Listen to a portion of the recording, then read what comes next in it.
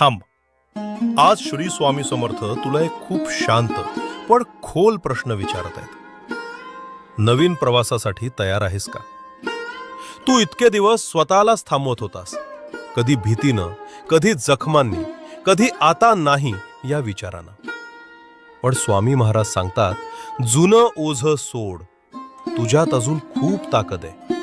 जिथे तुला थांबवलं गेलं तिथून पुन्हा चालायला सुरुवात कर.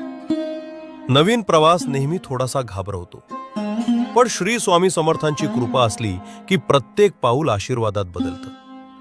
आज तुझ्यासाठी एकच संदेश आहे, भीती नाही, विश्वास ठेव. नवीन सुरुवात तुझ्यासाठी तयार आहे. जर हे शब्द मनाच्या कुठल्या तरी खोल कोपऱ्यात हलकेसही उमटले असतील, तर समज आज श्री स्वामी समर्थ तुझ्याकडे हळू विचारत आहेत, तू तयार आहेस का?